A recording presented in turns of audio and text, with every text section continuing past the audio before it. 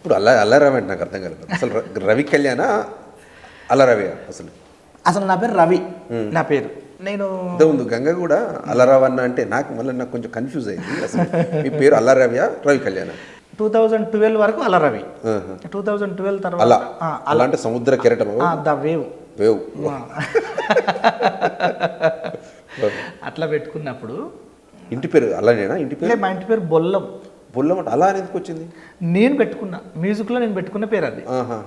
మా ఇంటి పేరు, నా పేరు బొల్లం. చెప్పిరా, సజెస్ట్ చేస్తే పెట్టుకున్నారా, మీరే పెట్టుకున్నారా అలా అని? ఇక దానికి 2-3 రకాల అవి ఉన్నాయి. నాకు మొట్టమొదటిసారిగా 2002లో హైదరాబాద్లో నాకు ఒక సినిమా మ్యూజిక్ ఆపర్చునిటీ వచ్చింది. ఆ సినిమా పేరు అలా. అలా దాంట్లో టైటిల్ సాంగ్ నేను కంపోజ్ చేసిన.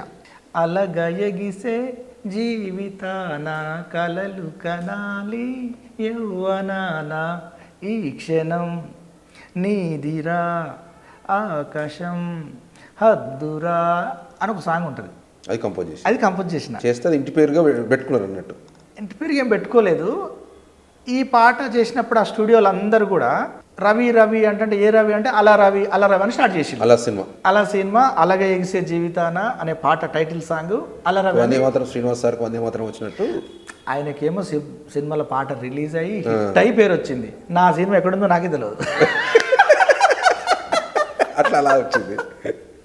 అది ఏదో స్టూడియోలో మీకు ఆ రోజులో సినిమా అవకాశం వచ్చింది, గ్రేట్ కదా. 2000 శరణం గచ్చామి కూడా మీరు 2016-17 అది. ఇది 2002లో నీకు సినిమా అవకాశం వచ్చింది. ఒక సినిమా వచ్చింది. అవి ఓన్లీ పాటలు రికార్డ్ అయినాయి, షూటింగ్ కూడా కాలేదు. పాటలు రికార్డింగ్ వరకు అయినాయి, అది ఆగిపోయింది. సో స్టూడియోలో ఉన్న అందరు ఫ్రెండ్స్ అందరు, కొత్తగా ఏర్పడ్డ ఫ్రెండ్స్ అందరూ అల్లరవి అల్లరవి అంటే స్టార్ట్ చేసిండ్రు.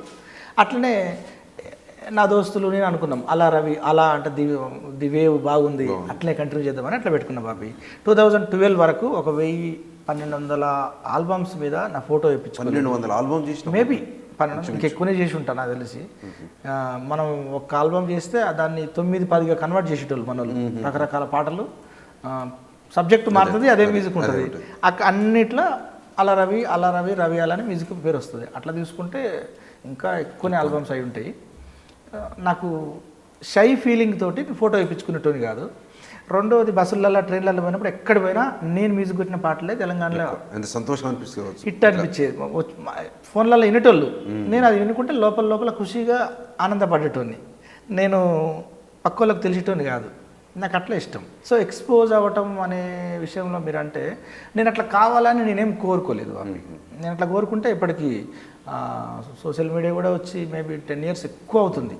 అప్పటి నుంచి ఒక 30-40 ఇంటర్వ్యూలు ఇచ్చినా ఎప్పుడో